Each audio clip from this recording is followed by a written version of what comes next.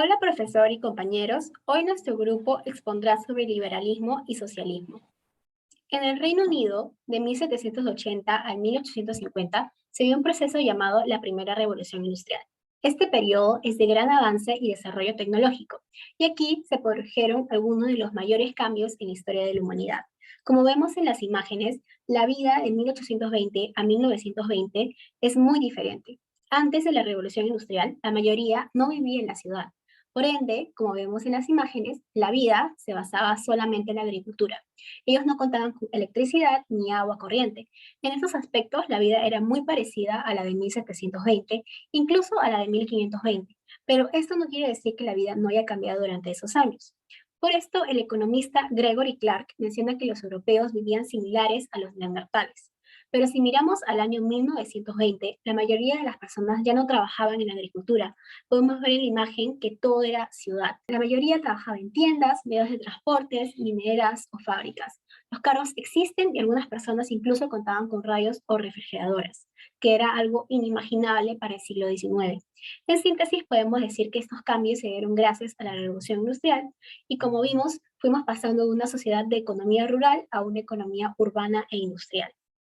Al final del siglo XVIII, el inglés James Watt inventó, o mejor dicho, perfeccionó la máquina de vapor. En el antiguo Egipto, el Imperio Otomano y en China ya se conocía sobre el vapor. Sin embargo, el modelo de Watt resultó más útil, ya que el vapor se usó para reemplazar animales y energía hidráulica en fábricas textiles y minas de Inglaterra. Durante milenios, casi toda la fuerza humana venía de nuestros músculos. Hasta ese momento, los artesanos se dedicaban a la fabricación de tecnología y utensilios con sus propias manos en pequeños talleres.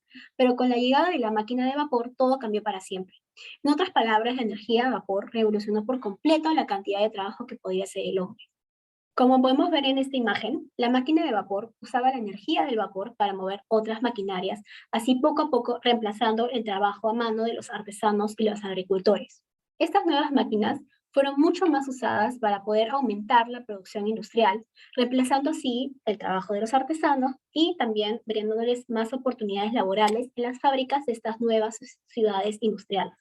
La energía de vapor también se utilizó para crear medios de transporte. Se fabricaron los primeros trenes, barcos de vapor y eventualmente los automóviles. Las carreteras y canales y autovías cambiaron la Gran Bretaña dramáticamente, ya que conectaron al Reino Unido con el mundo, facilitando el comercio y los viajes entre ciudades y países. También las primeras fábricas fueron creadas para aumentar la producción textil de Inglaterra para el comercio global y local de sus telas.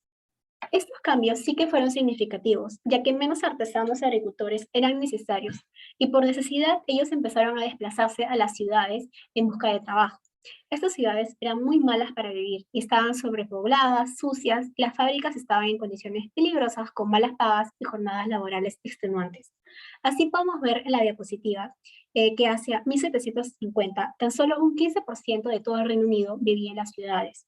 Luego, para el 1850, un 50%, y 100 años después aumentaría al 85% de todo el país ya vivía en ciudades industriales.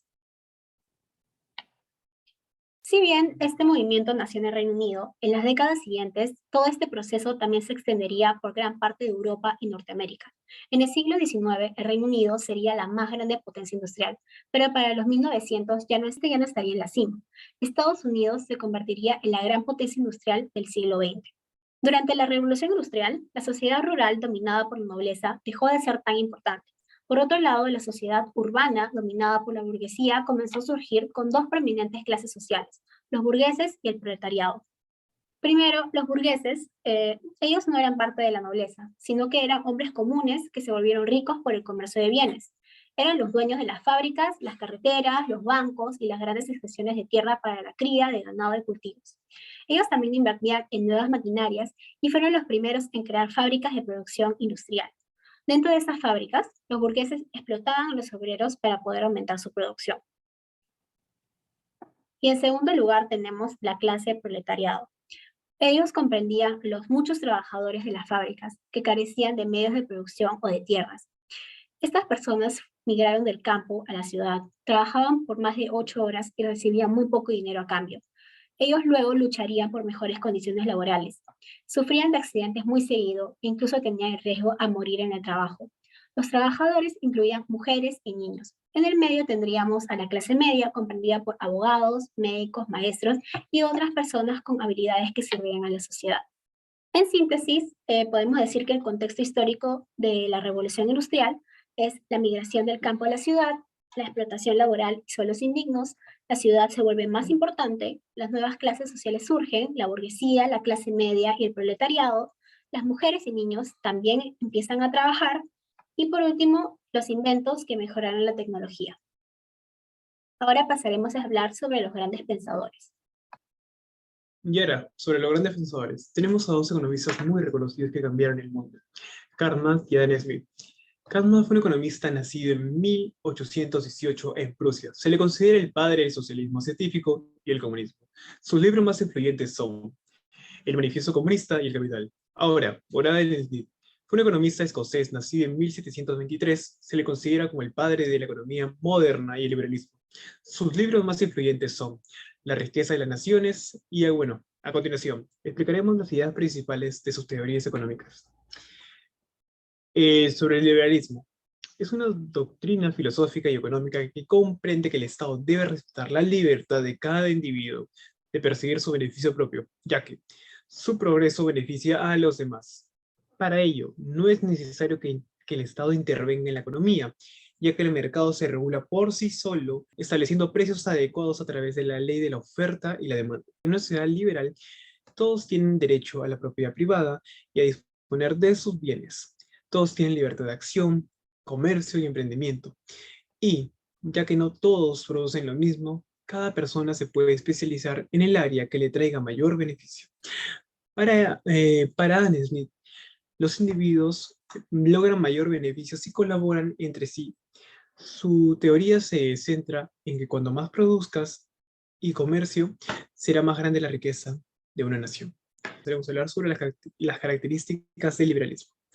Entre sus principales características está la libertad individual, la libertad de expresión, igualdad ante la ley, el derecho a la propiedad privada, un Estado mínimo y pequeño, libre comercio y impuestos altos.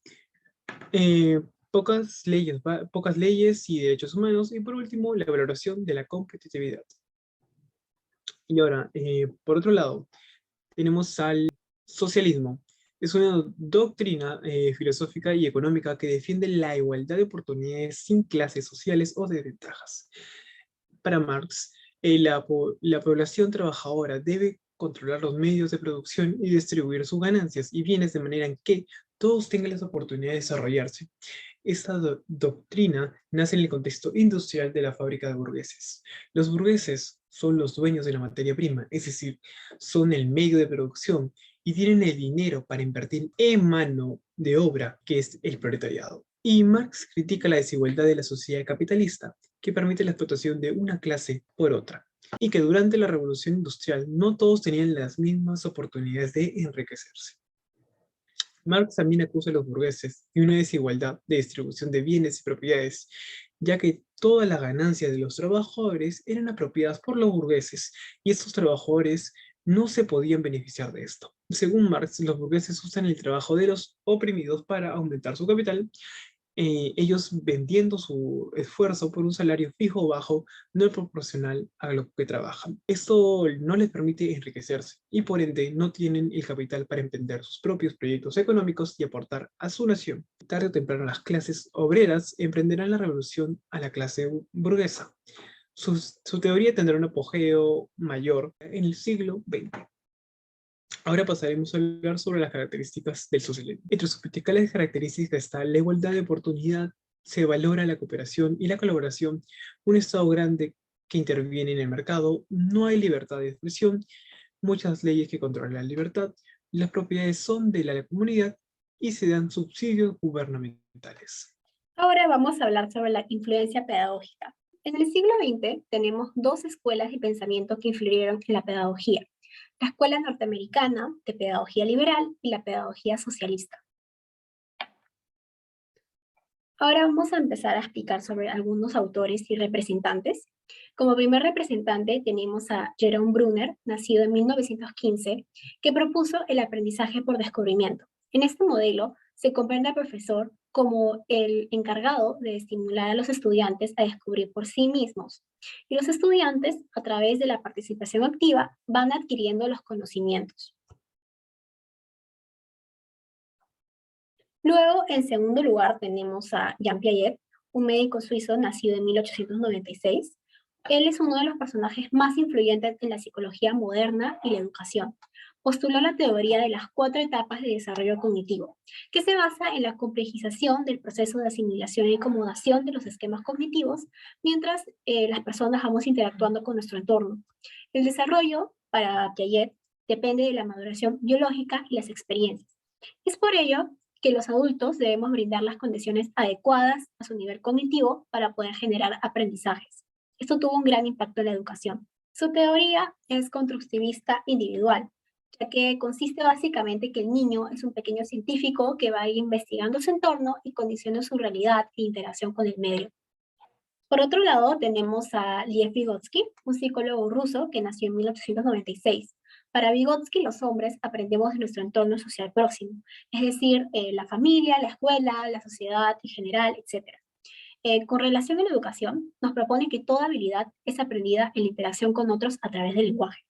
El desarrollo de la inteligencia está ligada a la calidad de nuestras interacciones sociales, cultura y momento histórico. Eso también es un gran aporte de la educación. Su teoría es constructivista social, a diferencia que la de Piaget, ya que él propone que el niño puede superarse por sí mismo la colaboración con su docente o un compañero con más experiencia. A continuación también tenemos a John Dewey. Él es representante de la escuela norteamericana, nacido en 1859 en Estados Unidos. Él propone la nueva escuela y esta tiene como centro el aprender haciendo. Otra de las características que tiene su modelo es partir de los intereses de los estudiantes, educar para la vida, que el alumno sea participante activo del aprendizaje y educar para crear seres o ciudadanos activos de la comunidad y dejar de lado los castigos y métodos memorísticos o repetitivos. También tenemos a David Oswald. David Oswald también nació en Estados Unidos en 1918. De él tenemos la teoría de aprendizaje significativo. Este consiste en aprender significativamente algo. El cerebro tiene que vincular nuevo conocimiento con conceptos previos que sean relevantes. Para él el aprendizaje memorístico no es significativo. Y para que el aprendizaje sea significativo, tiene que tener un clima acogedor para el aprendizaje y la información tiene que presentarse de manera clara y organizada y los contenidos deben de ser adecuados para el nivel de desarrollo cognitivo de los estudiantes, sus intereses particulares y sus conocimientos previos sobre el tema. También tenemos a Paulo Freire. Él es un filósofo brasileño nacido en 1921 y fue representante de la pedagogía socialista aquí en Latinoamérica. Su pedagogía enfatiza el liderazgo y poder creador de los estudiantes. Para Freire, la educación debe despertar conciencia y empoderar la voz de sus estudiantes y desarrollar así un alto sentido de responsabilidad junto con la comunidad. Para esto, los profesores y los alumnos tienen que hacerse preguntas críticas sobre su realidad. Continuando, también tenemos al pedagogo Rubén Feinstein. Él es nacido en Rumania en 1921. Él propone la teoría de modificabilidad. Esta consiste en entender al hombre como un ser en transformación constante, ya que su estructura cognitiva puede cambiar. Pero para que cambie su pensamiento voluntariamente necesita ayuda de un mediador. Y este mediador es el docente, es un facilitador de aprendizajes significativos. Para lograr esto, el docente tiene que utilizar estrategias para lograr captar su atención y permitir que los estudiantes elijan aprender, y así puedan desarrollar su capacidad intelectual y desarrollen sus valores. Y por último, tenemos a Gordon Allport, representante de la escuela norteamericana, nacido en 1897. Allport propone la teoría de la personalidad, que consiste en que nuestros rasgos de personalidad están influenciados fundamentalmente por nuestras experiencias de la infancia y nuestro entorno cultural. Esto quiere decir que nuestras experiencias definen nuestra imagen personal e identidad como individuos. En la educación, esto significa que para aprender necesitamos la sensación o el movimiento. Para Allport, los docentes tienen que reconocer los esfuerzos y fracasos de los alumnos y que así se sientan orgullosos de sus logros y de esta manera desarrollar una autoimagen sana. Así van formando personas con virtudes y reconocimientos de su papel en la sociedad.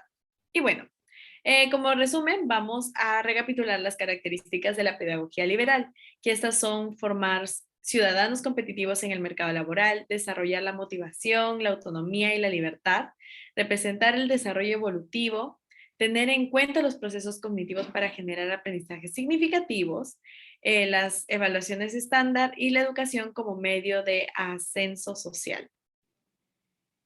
Y por último, recapitulamos también las características de la pedagogía socialista, y esas son formar ciudadanos críticos que busquen el bien común, desarrollar habilidades sociales, que busca valorar la identidad, sentido de comunidad y la igualdad, el trabajo en equipo y valorar las culturas y tradiciones.